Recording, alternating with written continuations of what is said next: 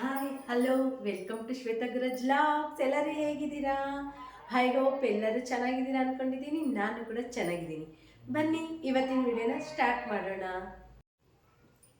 Sorry friends, diet ವಿಡಿಯೋನ ಇವಾಗ ಆವಾಗಲೇ ಹಾಕಬೇಕಾಗಿತ್ತು ನಾನು. ಬಟ್ ನನಗೆ ಸ್ವಲ್ಪ ಕೋಲ್ಡು ಮತ್ತು ಗಂಟ್ಲು ಹೋಗಿದ್ರಿಂದ ನಾನು ವಿಡಿಯೋ ಮಾಡೋದಕ್ಕಾಗಿಲ್ಲ. ವಿಡಿಯೋ ಮಾಡಿದರೂ ಕೂಡ ಅದಕ್ಕೆ ವಾಯ್ಸ್ ಓವರ್ ಕೊಡೋದಕ್ಕಾಗಿಲ್ಲ.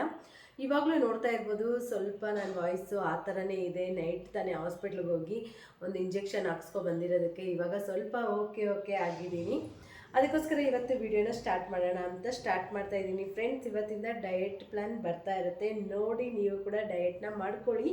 ಬೇರೆ ಯಾವುದ್ಯಾವುದೋ ಅಡ್ಡದಾರಿಯಿಂದ ಹೋಗೋದು ಯಾವತ್ತೂ ಶಾಶ್ವತ ಅಲ್ಲ. ಈ ಥರ ಮನೆ ಊಟ ತಿಂದ್ಕೊಂಡು ನಮ್ಮ ಲೈಫ್ ಸ್ಟೈಲ್ನ ಚೇಂಜ್ ಮಾಡಿಕೊಂಡ್ರೆ ಅದು ನಾವು ಶಾಶ್ವತವಾಗಿ ನಮ್ಮ ಲೈಫಲ್ಲಿ ಅಳವಡಿಸ್ಕೊಳ್ಬೋದು ಅಂತ ಹೇಳ್ತಾ ಬನ್ನಿ ಫ್ರೆಂಡ್ಸ್, ಇವತ್ತಿನ ವಿಡಿಯೋನ ಸ್ಟಾರ್ಟ್ ಮಾಡ್ತಾ ಇದ್ದೀನಿ. ಇವತ್ತು ಹೇಗಿರುತ್ತೆ ಏನು, ನಾನು ದಿನದಲ್ಲಿ ಏನೇನು ತಿಂತೀನಿ, ಎಷ್ಟು ಟೈಮ್ಗೆ ತಿಂತೀನಿ ಅಂತೆಲ್ಲ ನಿಮಗೆ ತಿಳಿಸ್ಕೊಡ್ತೀನಿ. ನೀವು ಕೂಡ ಅದನ್ನೆಲ್ಲ ಫಾಲೋ ಮಾಡಿ ಅಂತ ಹೇಳ್ತಾ once again welcome to Shweta Guraj vlogs. ಇದು ಬಂದು ಮಾರ್ನಿಂಗ್ ಎದ್ದ ತಕ್ಷಣ ನೋಡಿ 6:10 ಆಗಿದೆ. ಈಗ ಒಂದು ಗ್ಲಾಸು ನಾನು ಬಿಸಿ ನೀರು ಅಂದರೆ ತುಂಬ ಬಿಸಿ ಇರಲ್ಲ, ಸ್ವಲ್ಪ ಉಗುರು ಬೆಚ್ಚಗಿನ ನೀರನ್ನ ಕುಡ್ಕೊಳ್ತೀನಿ ನಾನು 6:10 ಎಲ್ಲ. ಅದಾದಮೇಲೆ 8 ಮಕ್ಕಳೆಲ್ಲ ಸ್ಕೂಲ್ಗೆ ಹೋದ್ಮೇಲೆ ಇದು ಜೀರಾ ವಾಟರ್ಗೆ ಒಂದು ಸ್ವಲ್ಪ ನಿಂಬೆಹಣ್ಣನ್ನು ಸ್ಕ್ವೀಸ್ ಮಾಡಿಕೊಂಡು ಕುಡಿತೀನಿ. ನೀವು ಜೀರಾ ವಾಟರ್ ಆಗಲಿ ಅಥವಾ ಸೋಂಪು ವಾಟರ್ ಆಗಲಿ ಅಥವಾ ಓಂಕಾಳು ವಾಟರ್ ಆಗಲಿ ಅಥವಾ ಚಕ್ಕೆ ನೀರಾಗಲಿ, ಇವಿಷ್ಟರಲ್ಲಿ ಯಾವ್ದು ಬೇಕಾದರೂ ನೀವು ಮಾಡ್ಕೊಂಡು ಕುಡ್ಕೋಬೋದು. ಈಗ 8 ಗಂಟೆ ಸುಮಾರು ಹೊತ್ತಿಗೆ ನಾನು ಕುಡಿತಾ ಇದ್ದೀನಿ. ಆಮೇಲೆ ಈ ಬಾಟ್ಲ್ ಇದೆಯಲ್ಲ ಫ್ರೆಂಡ್ಸ್, ಈ ಥರ ಬಾಟ್ಲ್ ಒಂದು ಇಟ್ಕೊಳ್ಬೇಕಾಗುತ್ತೆ ನೀವು. ಯಾಕಂದರೆ ಊಟ ತಿನ್ನೋಷ್ಟರಲ್ಲಿ ಆ ಒಂದು ಬಾಟ್ಲ್ ನೀರಾದರೂ ಖಾಲಿ ಮಾಡಿರಬೇಕು. ಈಗ ಟೈಮ್ ಬಂದು 12:30 ಆಗ್ತಾ ಬಂತು ನೋಡಿ. ನಾನು ಈಗ ಮಾಡ್ತಾ ಇರೋದು ಊಟ ಅಂದರೆ ಟಿಫನ್ ಅಂದರೆ ಊಟನೇ ಮಾಡ್ಕೊಬಿಡ್ತೀನಿ ಫ್ರೆಂಡ್ಸ್ ನಾನು. ಇವಾಗ ನಾವೇನೇನು ತಿನ್ನಬೇಕು ಅಂದರೆ ಬ್ಯಾಲೆನ್ಸ್ಡ್ ಡಯಟ್ ಇರಬೇಕು ಫ್ರೆಂಡ್ಸ್. ಜಾಸ್ತಿ ವೆಜಿಟೇಬಲ್ಸ್ನ ತೊಗೊಳ್ಳಿ. ನೋಡಿ ನಾನು ಇಲ್ಲೇನೇನು ತೊಗೊಂಡಿದ್ದೀನಿ ಅಂತ ತೋರಿಸ್ತಾ ಇದ್ದೀನಿ. ಕ್ಯಾರೆಟ್ ಒಂದು ಅರ್ಧ ತೊಗೊಂಡಿದ್ದೀನಿ, ಒಂದು 4 ಪೀಸು. ಟೊಮೆಟೊ ನಾನು ಯಾವಾಗಲೂ ತೊಗೊಳಲ್ಲ ಫ್ರೆಂಡ್ಸ್. ಇವತ್ತು ಹಾಫ್ ಬೆಳಗ್ಗೆ ಟಿಫನ್ಗೆ ಹಾಕ್ಬಿಟ್ಟು ಹಾಫ್ ಇಟ್ಟಿದ್ದೆ, ವೇಸ್ಟ್ ಆಗುತ್ತೆ ಅಂತ ಅಂದ್ಬಿಟ್ಟು ಟೊಮೆಟೊ ಕೂಡ ತೊಗೊಂಡಿದ್ದೀನಿ. ಮತ್ತು ಸೌತೆಕಾಯಿ ಒಂದು 3/4 ಸೌತೆಕಾಯಿನ ತೊಗೊಂಡಿದ್ದೀನಿ. ಬನ್ನಿ ಇನ್ನೂ ಏನೇನು ನಾನು ಊಟಕ್ಕೆ ಆ್ಯಡ್ ಮಾಡ್ಕೊಳ್ತೀನಿ ಅಂತ ನಿಮ್ಮ ಜೊತೆ ಕೂಡ ಶೇರ್ ಮಾಡ್ಕೊಳ್ತೀನಿ.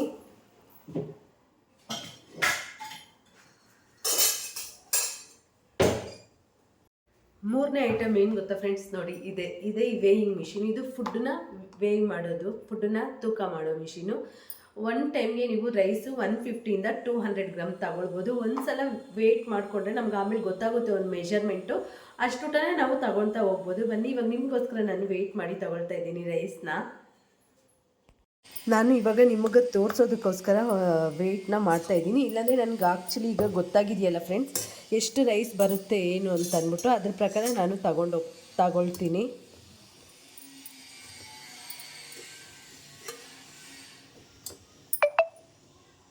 ನೋಡಿ ಫ್ರೆಂಡ್ಸ್, 156 ಗ್ರಾಮ್ಸ್ ಇದೆ. ನನಗೆ ಸಾಕು ಇದೆ, ಅದೆಲ್ಲ ತಿನ್ನೋಷ್ಟರಲ್ಲಿ ನನಗೆ ಸಾಕಾಗುತ್ತೆ ಅನಿಸುತ್ತೆ.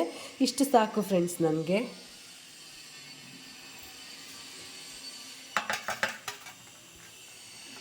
ಇಷ್ಟು ರೈಸ್ ಬಂದಿದೆ.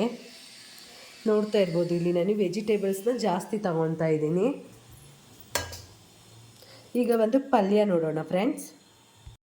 ಆ್ಯಕ್ಚುಲಿ ಇವತ್ತು ನಾನು ಬೇಗ ನಾಷ್ಟ ಮಾಡಬೇಕು ಅಂತ ಅಂದ್ಕೊಂಡಿದ್ದೆ, ಯಾಕಂದರೆ ಟ್ಯಾಬ್ಲೆಟ್ ಎಲ್ಲ ತೊಗೊಂಡಿದ್ನ, ಹೊಟ್ಟೆ ಹಸಿತಿತ್ತು. ಬಟ್ ದೇವಸ್ಥಾನಕ್ಕೆ ಹೋಗಿ ಬರೋಷ್ಟರಲ್ಲಿ ಎಷ್ಟೊತ್ತಾಯಿತು ಫ್ರೆಂಡ್ಸ್. ಇದು ಒಂದು 100 ಗ್ರಾಮ್ ತೊಗೊಳ್ಬೋದು ಫ್ರೆಂಡ್ಸ್, ಇನ್ನೂ ಜಾಸ್ತಿ ಬೇಕಾದ್ರೂ ತೊಗೊಳ್ಬೋದು. ನಾನೊಂದು 100 ಗ್ರಾಮ್ ತೊಗೊಳ್ತೀನಿ.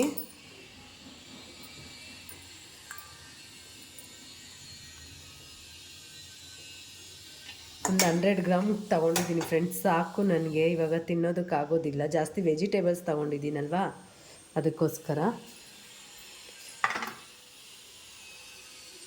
ಇದು ಕೂಡ ಮೀಶೋದಲ್ಲೇ ಇದೆ ಫ್ರೆಂಡ್ಸ್, 150 ರುಪೀಸು ಏನೋ ಅಷ್ಟೇ. ಅದು ಕೂಡ ನೀವು ತಗೊಳ್ಬೋದು ಬೇಕಿದ್ರೆ.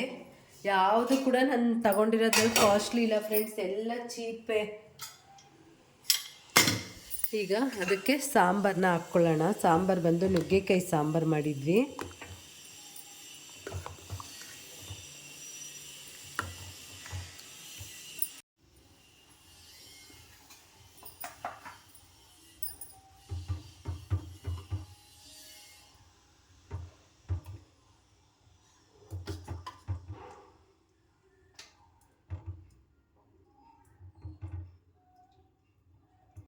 ನೋಡಿ ಫ್ರೆಂಡ್ಸ್, ನಂದು ಊಟದ ಪ್ಲೇಟು ಈ ಥರ ಇರುತ್ತೆ, ನೋಡ್ತಾ ಇರ್ಬೋದು. ಹಾಗೆ ಟೈಮ್ ಕೂಡ ತೋರಿಸ್ತಾ ಇದ್ದೀನಿ, 12:30 ಆಗಿದೆ. ಈಗ ಊಟಕ್ಕೆ ಎಲ್ಲ ರೆಡಿ ಮಾಡ್ಕೊಂಡಿದ್ದೀನಿ ನಾನು. ಈಗ ಊಟ ಮಾಡ್ತೀವಲ್ಲ ಫ್ರೆಂಡ್ಸ್, ಊಟ ಮಾಡೋದ್ರಲ್ಲೂ ಕೂಡ ಫಸ್ಟ್ ಯಾವ್ದು ತಿನ್ನಬೇಕು ಅನ್ನೋದು ನೀವು ಆರ್ಡರ್ ಪ್ರಕಾರ ತಿನ್ನಬೇಕಾಗುತ್ತೆ. ಫಸ್ಟ್ ಯಾವತ್ತಿದ್ರೂ ವೆಜಿಟೇಬಲ್ಸ್ ಇದ್ದರೆ ವೆಜಿಟೇಬಲ್ಸ್ನ ತಿನ್ಬಿಡ್ಬೇಕಾಗುತ್ತೆ. ನಾನೀಗ ಸೌತೆಕಾಯಿನ ಫಸ್ಟ್ ತಿಂತಾ ಇದ್ದೀನಿ.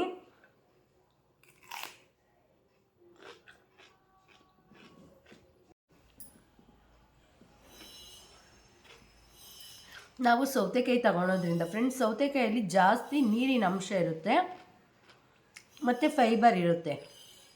ನಾವು ಫೈಬರ್ ತಿನ್ನೋದ್ರಿಂದ ನಮಗೆ ಬೇಗ ಹೊಟ್ಟೆ ಫಿಲ್ ಆಗಿದೆ, ತುಂಬಿದೆ ಅಂತ ಅನಿಸೋದ್ರಿಂದ ನಾವು ವೆಜಿಟೇಬಲ್ಸ್ನ ತಗೋಬೇಕು. ಈಗ ನೆಕ್ಸ್ಟು ಕ್ಯಾರೆಟ್ ತಗೊಳ್ತಾ ಇದ್ದೀನಿ ನಾನು.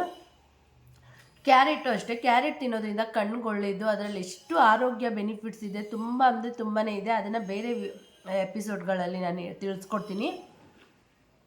ನೆಕ್ಸ್ಟು ಕ್ಯಾರೆಟ್, ಇದು ಒಂದು ಒಳ್ಳೆ ಫೈಬರು ಫ್ರೆಂಡ್ಸ್. ಇದು ಹಸಿ ತಿಂದ್ರೂ ಅಷ್ಟೇ ನಮಗೆ ಬೆನಿಫಿಟ್ಸ್ ಸಿಗುತ್ತೆ. ಹಸಿದು ಒಬ್ಬೊಬ್ಬರಿಗೆ ತಿನ್ನೋದಕ್ಕಾಗೋದಿಲ್ಲ ಅಂದರೆ ಇದನ್ನ ಸ್ಟೀಮ್ ಮಾಡಿ ಕೂಡ ತಿನ್ಬೋದು. ಸ್ಟೀಮ್ ಮಾಡಿದ್ರು ಕೂಡ ನಮ್ಗೆ ಅಷ್ಟೇ ಬೆನಿಫಿಟ್ಸ್ ಸಿಗುತ್ತೆ ಕ್ಯಾರೆಟಲ್ಲಿ. ಅದಕ್ಕೋಸ್ಕರ ಇದನ್ನು ತಗೊಳ್ಳೋದು ತುಂಬಾ ಒಳ್ಳೆಯದು. ನಿಮಗೆ 2 ಪೀಸ್ ಆದರೂ ಕ್ಯಾರೆಟ್ ತಿಂದರೆ ಅಷ್ಟೇ ಒಳ್ಳೆಯದು, ನಮ್ಮ ಡಯೆಟ್ಗೂ ಕೂಡ ಅಂತಲೇ ಹೇಳ್ಬೋದು. ಈಗ ನಾನು ಕ್ಯಾರೆಟ್ನ ತಿಂತಾಯಿದ್ದೀನಿ. ಈಗ ನಾನು ಕ್ಯಾರೆಟ್ ತಿಂದಿದ್ದಾಯಿತು ಫ್ರೆಂಡ್ಸ್. ಈಗ ಟೊಮೆಟೊದಲ್ಲಿ ವಿಟಮಿನ್ ಸಿ ಮತ್ತು ವಿಟಮಿನ್ ಎ ಇದೆ ಮತ್ತು ಪೊಟ್ಯಾಷಿಯಮ್ ಇದೆ. ಇದು ರಿಚ್ ಫೈಬರ್ ಕೂಡ ಆಗಿರುತ್ತೆ. ಟೊಮೆಟೊ ತಿನ್ನೋದ್ರಿಂದ ನಮಗೆ ಬೇಗ ಹೊಟ್ಟೆ, ಇದು ಅಷ್ಟೇ ಫ್ರೆಂಡ್ಸ್, ಫೈಬರ್ ಅಂಶ ಯಾವುದೇ ತೊಗೊಂಡ್ರು ಕೂಡ ಅದು ಹೊಟ್ಟೆ ಬೇಗ ತುಂಬೋ ಥರ ಫೀಲ್ ಕೊಡುತ್ತೆ, ಹೊಟ್ಟೆ ತುಂಬ ಇರುತ್ತೆ. ಆವಾಗ ರೈಸ್ ನಾವು ಸ್ವಲ್ಪ ತಿನ್ಬೋದು ಅನ್ನೋದಕ್ಕೋಸ್ಕರ ನಾನು ಟೊಮೆಟೊ ತೊಗೊತಾ ಇರೋದು. ಬಟ್ ನಾನು ಟೊಮೆಟೊ ರೆಗ್ಯುಲರಾಗಿ ತಗೊಳ್ಳೋದಿಲ್ಲ. ಆವಾಗಲೇ ಹೇಳೋದ್ನಲ್ಲ, ಆವಾಗ ನಾಷ್ಟಕ್ಕೆ ಅರ್ಧ ಹಾಕಿ ಅರ್ಧ ಇಟ್ಟಿದ್ದೆ ಮತ್ತು ವೇಸ್ಟ್ ಆಗುತ್ತೆ ಅಂದ್ಬಿಟ್ಟು ನಾನು ಇವತ್ತು ಟೊಮೆಟೊ ಕೂಡ ತಗೊಳ್ತಾ ಇದ್ದೀನಿ. ಬಟ್ ಟೊಮೆಟೊ ಕೂಡ ಬ್ಯಾಲೆನ್ಸ್ ಡಯಟಲ್ಲಿ ತುಂಬಾ ಒಳ್ಳೆಯದು. ಈ ಥರ ಬ್ಯಾಲೆನ್ಸ್ ಫುಡ್ ತಿನ್ನೋದ್ರಿಂದ ನಿಮ್ಮ ವೆಯ್ಟು ಬೇಗನೆ ರೆಡ್ಯೂಸ್ ಆಗುತ್ತೆ ಅಂತಲೇ ಹೇಳ್ಬೋದು. ಈಗ ಟೊಮೆಟೊ ತಿನ್ನೋಣ.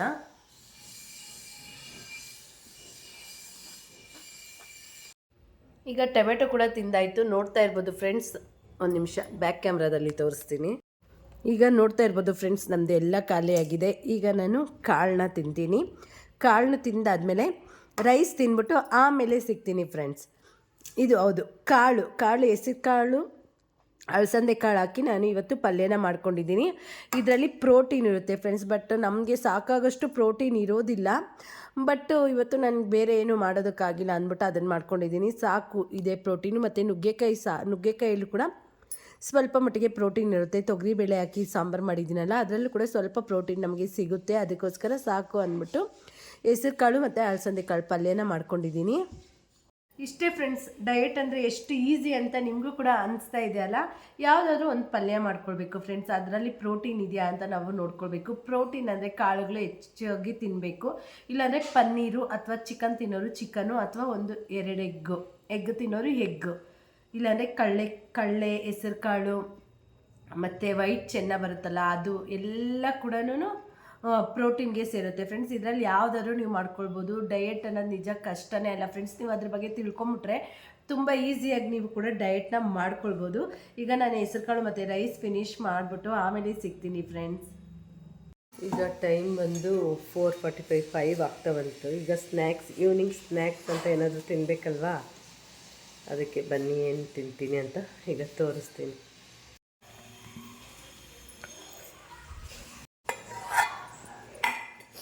ನಾನೇ ಮನೆಯಲ್ಲಿ ಮಾಡಿರುವಂತಹ ಚಿಕ್ಕಿ ಪಪ್ಪಾಯ ಕೂಡ ಇತ್ತು ಫ್ರೆಂಡ್ಸ್. ಬಟ್ ಇವಾಗ ಇದನ್ನು ಕೊಯ್ಯುವ ಮೂಡಲ್ಲಿ ನಾನಿಲ್ಲ, ಅದಕ್ಕೆ ಒಂದು ಚಿಕ್ಕಿ ತಿಂತೀನಿ ಫ್ರೆಂಡ್ಸ್. ಚಿಕ್ಕಿ ನಾನೇ ಮನೇಲಿ ಮಾಡಿರೋದು, ಎಷ್ಟು ಸಾಫ್ಟಾಗಿದೆ. ರೆಸಿಪಿ ಬೇಕಿದ್ರೆ ಕಾಮೆಂಟ್ ಮಾಡಿ, ರೆಸಿಪಿನೂ ಒಂದ್ಸಲ ವಿಡಿಯೋ ಮಾಡಿ ಹಾಕ್ತೀನಿ. ತುಂಬ ಚೆನ್ನಾಗಿದೆ, ಎಷ್ಟು ಸಾಫ್ಟಾಗಿದೆ ಅಂತ ನೋಡ್ತಾ ಇರ್ಬೋದು ನೀವೇ ಇಲ್ಲಿ.